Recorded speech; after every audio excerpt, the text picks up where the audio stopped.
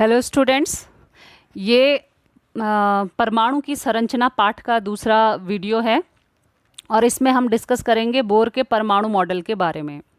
Bore के परमाणु model से पहले दो और मॉडल थे, जे थॉमसन का मॉडल और रदरफोर्ड का मॉडल, लेकिन ये अभी आपके पाठ्यक्रम से डिलीटेड हैं, इसलिए हम सीधे बोर के परमाणु मॉडल की बात करते हैं। तो बोर का परमाणु मॉडल जो था वो रदरफोर्ड के नाभिकीय मॉडल का ही संशोधित रूप था। यानी जो बोर थे उन्होंने क्या किया, रदरफोर्ड के नाभिकीय मॉडल को ही थोड़ा एडवांस करके प्रेजेंट किया। तो जैसे कि रदरफोर्ड के नाभिकीय मॉडल से ही आपको पता चल जा रहा है कि नाभिकीय मॉडल क्या है। जैसे आपका सौर मंडल वाला सिस्टम है, उसमें क्या होता है, सूर्य जो है केंद्र में होता है और बाकी जितने ग्रह होते हैं वो सूर्य के चारों तरफ वृत्ताकार कक्षा में घूमते हैं। सेम ऐसे ही मॉडल किसने दिया था, रदरफोर्ड ने दिया था, और बोर ने उसको थोड़ा सा और मॉडिफाई किया। तो बोर ने कैसे मॉडिफाई किया रदरफोर्ड के नाभिकीय मॉडल को, उसके अलग अलग पॉइंट्स मैंने यहाँ पे लिखे हैं। सबसे पहले डिस्कस करते हैं पॉइंट नंबर 1। देखिए लिखा है, परमाणु के नाभिक के चारों ओर अनेक वृत्तीय कक्षाएं संभव हैं, लेकिन इलेक्ट्रॉन इन सभी संभव कक्षाओं में नहीं घूमते हैं। This is the most important point. Bore ने क्या कहा, बोर ने कहा कि नाभिक के चारों तरफ अनेक वृत्तीय कक्षाएं हैं, बहुत सारी अलग अलग कक्षाएं हैं, बहुत सारे सर्कुलर पाथ हैं, लेकिन इलेक्ट्रॉन इन सभी कक्षाओं में नहीं घूमते हैं। इलेक्ट्रॉन सिर्फ कुछ कुछ ही कक्षाओं में घूमते हैं। ठीक है। सेकंड पॉइंट था, प्रत्येक इलेक्ट्रॉन के साथ उसकी गति तथा स्थिति के कारण ऊर्जा की एक निश्चित मात्रा होती है। अब देखिए इलेक्ट्रॉन क्या करता है, मूव करता है। इलेक्ट्रॉन गति में रहता है। तो गति में तो इलेक्ट्रॉन तभी रह सकता है जब उसके पास क्या होगी, एक ऊर्जा की मात्रा होगी, निश्चित मात्रा होगी। तो इसीलिए बोर ने कहा कि प्रत्येक इलेक्ट्रॉन के साथ उसकी गति और उसकी स्थिति, उसकी पोजीशन के कारण ऊर्जा की एक निश्चित मात्रा होती है, और किसी एक निश्चित कक्ष में घूमने वाले सभी इलेक्ट्रॉनों की ऊर्जाएं क्या होती हैं, समान होती हैं। अलग अलग कक्षाएं आपके पास होती हैं, K, L, M, N, ये अलग अलग कक्षाएं हैं। तो इन कक्षाओं में जो इलेक्ट्रॉन एक ही कक्षा में होंगे, यानी वो इलेक्ट्रॉन जो एक कक्षा यानी K कक्षा में होंगे, उन सब में क्या होगी, ऊर्जा की मात्रा जो है वो समान होगी। उन्हीं इलेक्ट्रॉनों में ऊर्जा की मात्रा यानी एक कक्षा में रहने वाले इलेक्ट्रॉनों की ऊर्जाएं जो हैं वो समान होंगी। ठीक है। थर्ड पॉइंट पे चलते हैं। इलेक्ट्रॉन अपनी स्थायी कक्षाओं में घूमते हुए ऊर्जा का उत्सर्जन नहीं करते हैं। देखिए इलेक्ट्रॉनों को, इलेक्ट्रॉनिक विन्यास हम जब लिखते हैं तो उस समय जो इलेक्ट्रॉन अपनी कक्षा में हैं, अपनी मूल कक्षा उनकी होती है, यानी अगर इलेक्ट्रॉन अपनी मूल कक्षा में मौजूद हैं तो उस कक्षा में घूमते हुए, अपनी मूल कक्षा में घूमते हुए वे कभी भी ऊर्जा का उत्सर्जन नहीं करते हैं। ऐसा कभी कभी होता है कि जब इलेक्ट्रॉन्स को ऊर्जा दे दी जाती है और वो उस ऊर्जा का अवशोषण करके क्या करते हैं, उच्च ऊर्जा स्तर पर चले जाते हैं। यानी अगर आपका K कक्ष S कक्षक है तो वो ऊर्जा अवशोषित करके वो कहाँ जा सकता है, P वाले कक्षक में भी जा सकता है। ठीक है। तो वो उसका उच्च ऊर्जा स्तर हो जाएगा। लेकिन यहाँ पे बात हो रही है कि अगर इलेक्ट्रॉन अपनी मूल कक्षा में घूम रहा है तो वहाँ पे वो किसी भी प्रकार की ऊर्जा का उत्सर्जन नहीं करता है। फोर्थ पॉइंट की तरफ चलते हैं। लिखा है, स्थायी कक्षाओं में घूमते हुए इलेक्ट्रॉन का कोणीय संवेग h/2π का पूर्ण गुणित होता है। यानी इलेक्ट्रॉन जब अपनी स्थायी कक्षाओं में घूम रहे हैं तो उस समय वो जितना कोण बनाएंगे, यानी जिस कोण से घूमेंगे, जो एंगुलर मोमेंटम उनका होगा वो किसका गुणित होगा, h/2π, h/2π का पूर्ण गुणित होगा। अब आप लोग कहेंगे कि h क्या है। h एक फिक्स वैल्यू है या एक फिक्स कांस्टेंट है जिसको हम कहते हैं प्लांक नियतांक। h क्या है, प्लांक नियतांक, इसकी फिक्स वैल्यू होती है। और पाई तो आपको पता ही है, पाई का मान भी क्या होता है, फिक्स होता है, 22/7। तो हम कह सकते हैं कि जो इलेक्ट्रॉन है जब अपनी स्थायी कक्षाओं में घूमता है तो उसके कोणीय संवेग का मान हमेशा कितना आता है, h/2π के गुणन में आता है। एग्जाम्पल इसका एग्जाम्पल क्या है कि अगर इलेक्ट्रॉन आपका पहली कक्षा में है तो उसका कोणीय संवेग कितना होगा 1h/2π, है ना। अगर इलेक्ट्रॉन पहली कक्षा में है तो उसका कोणीय संवेग कितना होगा 1h/2π। अगर वो दूसरी कक्षा में है तो उसका मान होगा 2h/2π, यानी कोणीय संवेग का मान होगा 2h/2π। अगर वो तीसरी कक्षा में है तो कोणीय संवेग का मान होगा 3h/2π। और लिखा भी है मैंने यहाँ पे कि ये जो 1 2 3 4 लिखा है ना 1h/2π, 2h/2π, 3h/2π, तो यहाँ पे ये जो 1 2 3 हैं ये क्या हैं, कक्षाओं की संख्याएं हैं। पहली कक्षा है या दूसरी कक्षा है या तीसरी कक्षा है। ठीक है, इसको आगे थोड़ा सा और हम क्लियर करते हैं। तो देखो मैंने लिखा है कि यदि इलेक्ट्रॉन का द्रव्यमान m है, हमने माना कि किसी भी इलेक्ट्रॉन का द्रव्यमान कितना है m है, और उसका वेग कितना है, यानी जिस गति, वेग का मतलब जिस गति से वो घूम रहा है, v है, छोटा v लिखा है ना, स्मॉल v, तथा परमाणु के केंद्रक से इलेक्ट्रॉन की दूरी कितनी है, r है, तो इसका कोणीय संवेग, कोणीय संवेग को हम एक्चुअली p से लिखते हैं, एंगुलर मोमेंटम को हम किससे लिखते हैं, p। तो p बराबर कितना हो जाएगा, p बराबर कितना हो जाएगा, m गुणा गए v गुणा गए r, m into v into r। ठीक है, कोणीय संवेग बराबर इतना हो जाएगा। लेकिन अभी तो हमने पहले लिखा ना कि ये एंगुलर मोमेंटम किसके बराबर है, कोणीय संवेग किसके बराबर है, nh/2π। तो p को यहाँ से हटा देते हैं और हम लिखेंगे m into v into R, यानी m गुणा गए v गुणा गए r बराबर nh/2π। ठीक है, कंफ्यूज नहीं होंगे इसमें।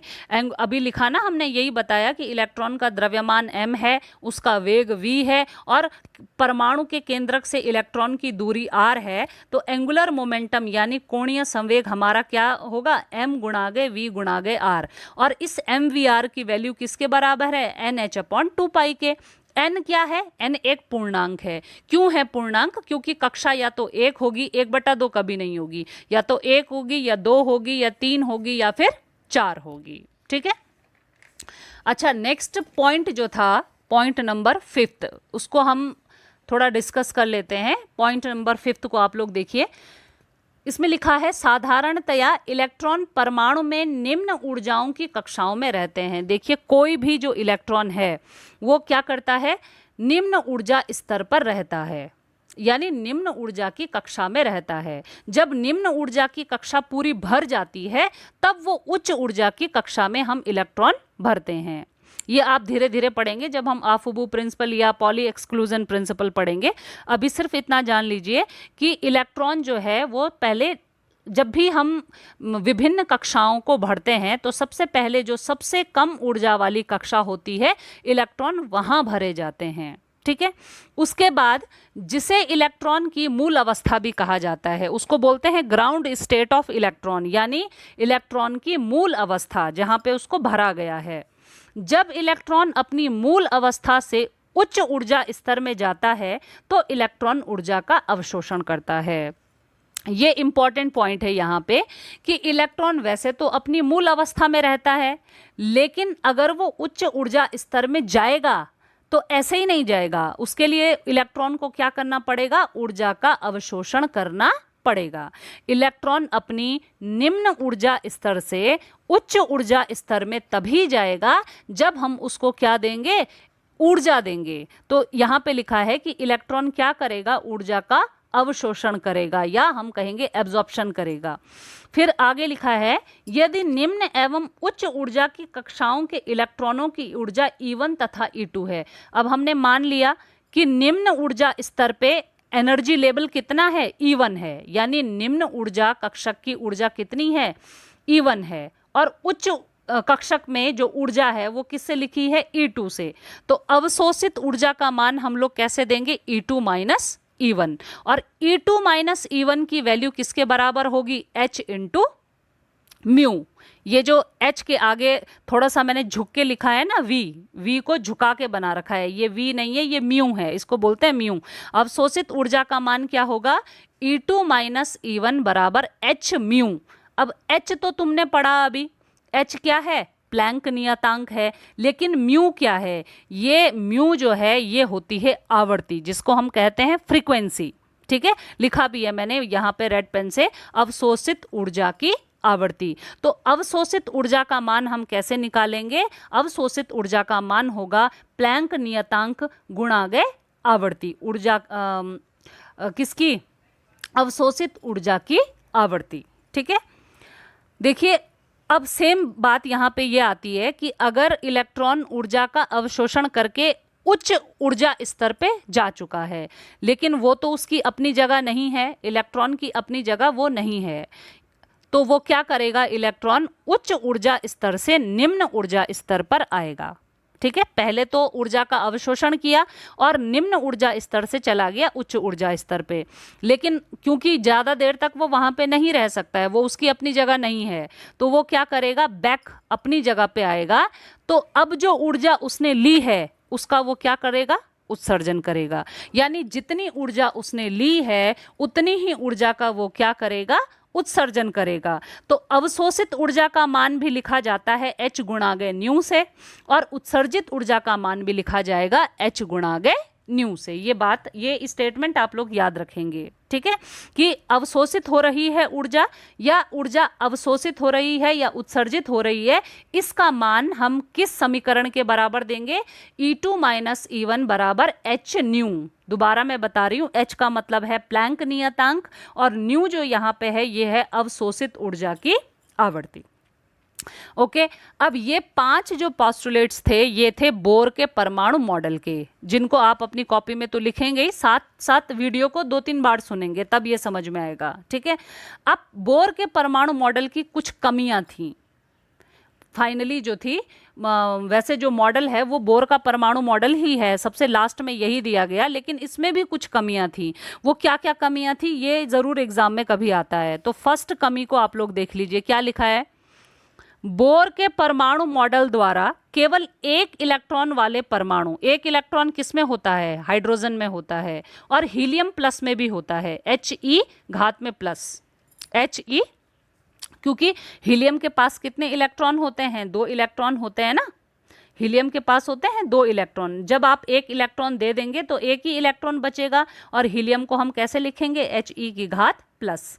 तो ऐसे जो परमाणु थे जिनमें सिर्फ एक इलेक्ट्रॉन होता है, बोर के मॉडल ने सिर्फ ऐसे परमाणुओं के उत्सर्जन स्पेक्ट्रमों की व्याख्या की। उत्सर्जन स्पेक्ट्रम का मतलब जो किरणें बाहर निकली हैं वो एक अलग अलग स्पेक्ट्रम में विभक्त हो जाती हैं। उनमें कौन कौन से और जो कलर्स हैं आपने भी देखा है ना, वाइट लाइट होती है, तो वाइट लाइट जब डिस्पर्स हो जाती है, जब बिखर जाती है तो 7 रंग देती है वो, तो उसी को हम स्पेक्ट्रम कहते हैं। तो बोर का जो परमाणु मॉडल था उसने सिर्फ ऐसे परमाणुओं के उत्सर्जन स्पेक्ट्रम की व्याख्या की जिनमें सिर्फ एक इलेक्ट्रॉन था। अगर एक से अधिक इलेक्ट्रॉन वाले परमाणुओं के या आयनों के लिए बोर के मॉडल ने उत्सर्जन स्पेक्ट्रम की कोई भी व्याख्या नहीं की है। तो यहाँ पे फर्स्ट पॉइंट तो ये था जिससे बोर के परमाणु मॉडल का फर्स्ट फेलियर था ये। सेकेंड पॉइंट जो है, हाइड्रोजन के स्पेक्ट्रम की सूक्ष्म संरचना की व्याख्या बोर के परमाणु मॉडल से संभव नहीं हो पाई। तो हाइड्रोजन का जो स्पेक्ट्रम था, हाइड्रोजन का जो उत्सर्जन स्पेक्ट्रम था, उसकी डिटेल स्टडी के बारे में भी बोर के परमाणु मॉडल नहीं बता पाया, बिल्कुल नहीं बता पाया कि उसमें कौन कौन सी लाइंस हैं, तो कौन कौन से कलर्स वो शो कर रहा है, कौन कौन सी रेंज है, ये हाइड्रोजन के स्पेक्ट्रम के बारे में बोर का परमाणु मॉडल नहीं बता पाया। ठीक है, उसके बाद जो इसका तीसरा जो पॉइंट था, यानी किसके? बोर के परमाणु मॉडल की जो तीसरी कमी थी वो थी बच्चों कि ऐसा ज्ञात किया गया था, ऐसा प्रयोगों द्वारा ज्ञात हुआ कि अगर हम उत्सर्जन स्पेक्ट्रम को चुंबकीय क्षेत्र में रखेंगे तो वो अलग अलग रेखाओं में विभक्त हो जाएगा। अगर हम उत्सर्जन स्पेक्ट्रम को, यानी जो लाइंस उत्सर्जित हुई हैं, जो किरणें उत्सर्जित हुई हैं, उसको हम चुंबकीय क्षेत्र में रखेंगे तो वो और अलग अलग रेखाओं में विभक्त हो पाएगा। इसको कहते हैं जीमान प्रभाव। ये कभी इस तरह से भी पूछा जाता है कि जीमान प्रभाव क्या है। जीमान प्रभाव का मतलब होता है कि उत्सर्जित स्पेक्ट्रम का चुंबकीय क्षेत्र में रखने पर उसका अलग अलग रेखाओं में विभक्त हो जाना, वो कहलाता है जीमान प्रभाव। तो शॉर्टली हम कहेंगे कि बोर का जो परमाणु मॉडल था वो जीमान प्रभाव को नहीं क्लियर कर पाया। ठीक है, ये क्या था, इसका थर्ड जो कमियां थी, जो तीसरी लिमिटेशंस थी परमाणु के मॉडल की, वो तीसरी कमी थी। ठीक है, अब यहाँ पे एक और चीज मैंने दे रखी है, लिखा है परमाणु क्रमांक। तो थोड़ा सा, क्योंकि ये तो आप 8th 9th से ही पढ़ते आते हैं कि परमाणु क्रमांक क्या होता है, लेकिन फिर भी मैं यहाँ पे क्लियर कर देती हूँ कि परमाणु क्रमांक क्या होता है। परमाणु क्रमांक का मतलब होता है किसी भी परमाणु में उपस्थित प्रोटॉनों या फिर इलेक्ट्रॉनों की संख्या।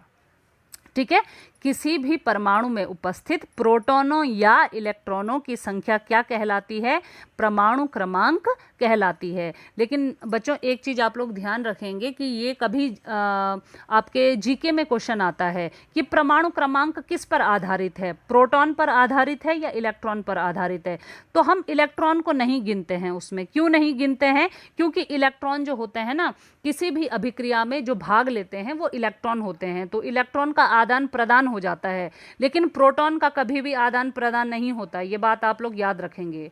इलेक्ट्रॉन जो होते हैं ना, वो तो मूवेबल चीजें हैं। कभी भी कोई यौगिक हम बना रहे हैं तो या तो इलेक्ट्रॉन हम देंगे या इलेक्ट्रॉन हम लेंगे, लेकिन प्रोटॉन को ना हम कभी देते हैं ना हम कभी लेते हैं। इसीलिए आप डेफिनेशन को जरा ध्यान से देखो, क्या लिखा है, किसी तत्व का परमाणु क्रमांक उस तत्व के परमाणु के नाभिक पर स्थित धनावेश, धनावेश का मतलब क्या होता है, प्रोटॉनों की संख्या के बराबर होता है।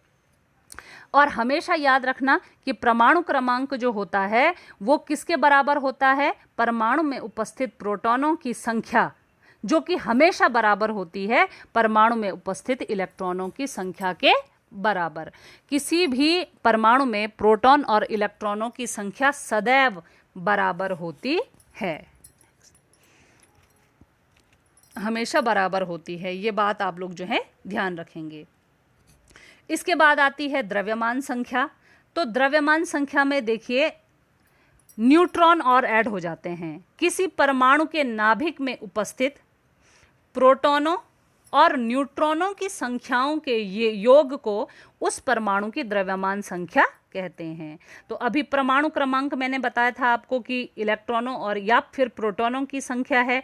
तो द्रव्यमान संख्या क्या होती है हमारी, प्रोटॉनों की संख्या धन न्यूट्रॉनों की संख्या के योग को परमाणु की द्रव्यमान संख्या कहते हैं। लिखा भी है मैंने, देखो, द्रव्यमान संख्या बराबर प्रोटॉनों की संख्या प्लस न्यूट्रॉनों की संख्या। और द्रव्यमान संख्या को ए से लिखा जाता है, ABCD के अल्फ़ाबेट ए से लिखा जाता है। तो ए बराबर होता है परमाणु क्रमांक, परमाणु क्रमांक को लिखा जाता है Z से।